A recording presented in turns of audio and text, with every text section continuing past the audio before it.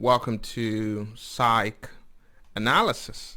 My name is Dr. Vic Counted. I'm a psychological scientist and also a university professor teaching psychology. If you're joining us for the first time, make sure that you subscribe to this channel.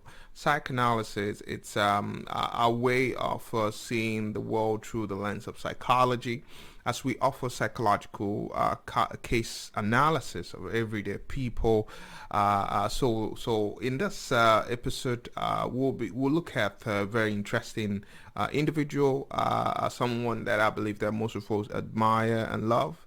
Kanye West, and I want to also mention that I'm not conducting any clinical diagnosis of Kanye West's personality or him as a person, since I don't personally know him, but can only assess his behavior from a distance and perhaps offer some insight into what might be happening in his mind as a psychological scientist. Kanye West, as we know, just a bit of about the background about him as a person. Kanye West is an American rapper, music producer, and fashion designer. He was born in Atlanta and raised in Chicago. Kanye West gained recognition as a music producer for Rockefeller Records in the early 2000s. He produced several singles for different artists using his unique style, but also he had an intent of pursuing a solo career as a rapper, and so he released his debut album called The College Dropout in 2004. And to surprise of many, he had commercial success, and then later on found that his own record level known as good music. He's widely really regarded as one of the most influential hip hop musicians of all time, and his late mother Donda and his father, something I also need to mention, were divorced when he was just 3. But the parents were kind of amicable after the divorce. So these are things that we know about his background when he was little. We also know that Kanye West also lived with his mother, but spent summers with his father, and the father who, of course, eventually later on remarried. Kanye West's outspoken views and life outside of music have sort of received significant media attention in recent times, and significant media coverage as well. He has been a frequent source of controversy for his conduct on social media, at award shows, where sometimes he could tell off on people on the stage, and even in public settings. And his comments on the music and fashion industry and also U.S. politics has also been one that have been marked with controversy. He recently identified as a Christian, and also he's married to Kim Kardashian, who they recently had a divorce.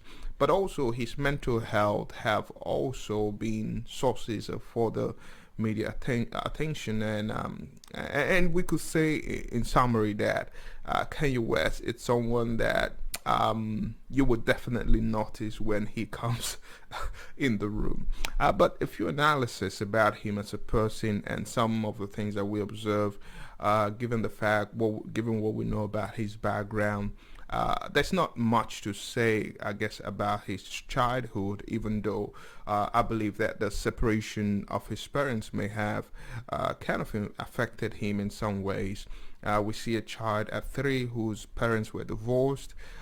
He might have suffered from abandonment issues, and which might have triggered him or led to him have developing some kind of coping mechanism to deal with the separation with his parents. And he doesn't particularly appear, or his behavior doesn't particularly appear to be avoidant per se. He seemed to like attention, so I would say that he leaned more towards an anxious attachment style kind of guy. He seemed to be more clingy, We even see that after the divorce with a wife, he wants to stay around. He makes attention. He posts on social media when he's restricted from seeing the kids. So it's someone that definitely has anxious an insecure attachment. An insecure, anxious attachment pattern. He even want to hang on to relationship. We see that in many ways, and sometimes substituting caregivers. Recently, he claimed to be a Christian, but no one knows if that was genuine or authentic or an opportunity for him to seek a new substitute attachment figure in the person of God. In psychological science, God is also constructed as an attachment figure for people of faith. So, but we see someone that is always on the move and in search of relationship and in need of relationship to have a better balance with life. Um, the next thing we see in Kanye, I believe, um, it's also his struggle with grief. There are 5 stages of grief: denial, anger, bargaining, depression, acceptance. And over the years, we've seen Kanye West battle with most of them. Still, I believe anger, which becomes depression when internalized, remains the most frequent of them all. And interestingly, you find him breaking down mentally, and also uh, acting out his anger in public. And folks would also say that he's bipolar. Bipolar actually is a condition where a person experiences extreme bouts of maniac and depressive states, but we don't know. I can't really say if or not Kanye West has bipolar, but I think at the root of all this, it's grief. I believe it's grief. But what we do know is that Kanye West has experienced three traumatic life events in his life. One is the separation of the parents, the divorce of his parents at a very young age when he was 3, and he sadly might have adapted to this by having an anxious attachment pattern, which enabled him to deal with the separation, and perhaps he, as a result, clinged so much to the mom, which leads to the second event. He unexpectedly lost his mother, which sort of compounded his abandonment issue because the mom was a safe haven and his secure base. And compared to the time the mom was around and the time when he's lost the mom, you would see an unprecedented change in the behavior of Kanye himself. But the third thing also we find is that he's successful in Hollywood. I read this from somewhere. The success in Hollywood actually comes with its own fair share of trauma, and with Hollywood, for most of you that are familiar with the with the setting, it's actually where there are no stable friends or friendships. It's more or less a playground of narcissists, in a sense. But the interesting thing I want us to focus on here is grief, because all these three traumatic life events are all connected to the grief of loss that Kanye might have experienced in his life. Grief, for most of us that are aware of what it is, it's the natural emotional response that we have to loss of someone close, such as a family member or maybe a friend, and it can also be the source of trauma for many people. And trauma, on the other hand, can be best defined as sort of a deeply disturbing or distressing experience, which can impact people in different ways. And often they are all connected, whether it's grief or trauma, because whatever that is our source of grief can also be our source of trauma as well. But even worse, I think people can experience the same event and have completely different reactions or outcomes due to two factors. One could be one's perspective, and second is their level of resilience. But for someone like Kanye, who might have struggled with the abandonment that he faced as a child, and also at the same time,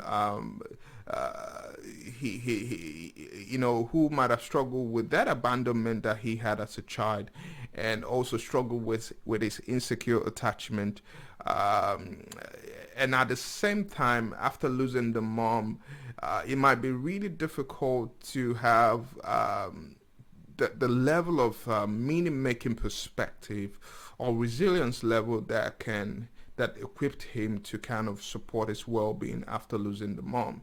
And perhaps that is also why perhaps he might have turned to religion with the hope to sort of strengthen his meaning-making perspective. Because if your perspective about life or your resilient level is low, and then you are exposed to loss that then lead to grief and trauma, it will be difficult for you to cope and deal positively or adapt to the changes that you've encountered.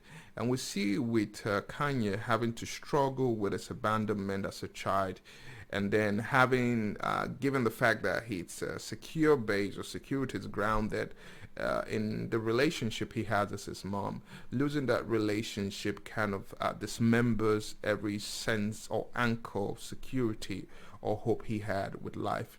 Now, as I look at Kanye West, I see a brother who really still needs his mother, who was the stable attachment figure in his life. And with the loss of his mom and the transactional nature of relationships in Hollywood, it is really difficult to maintain or sustain caregiving relationships that can enable him to thrive, unfortunately. And unfortunately, with the divorce with his wife Kanye, Kanye and the issues with him seeing his kids as often as he wants, unfortunately, his insecurity about intimacy and closeness would be exacerbated, might actually be worsened as a result of this.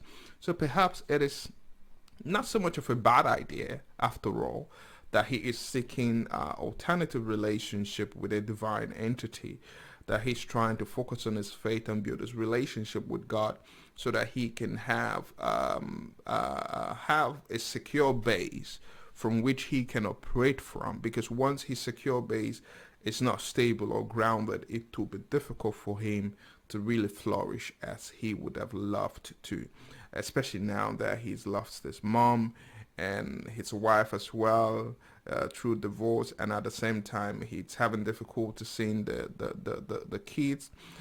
So while Kanye West's celebrity, why Kanye's celebrity is unique, his response sadly to the trauma and grief that he's experienced in terms of losing the mom, it's really not unique in that sense. He simply has a platform. He has a talent and he has a lot of money to waste, sadly, but unfortunately he has no stable attachment figure, which I think is what he desperately needs to sustain his well-being and operate at an optimal level. But I'm hoping that this helps you to understand Kanye as a person, and also help you make informed decisions and discussions around around this kind of issues in your community, in your school, and also in your respective quarters.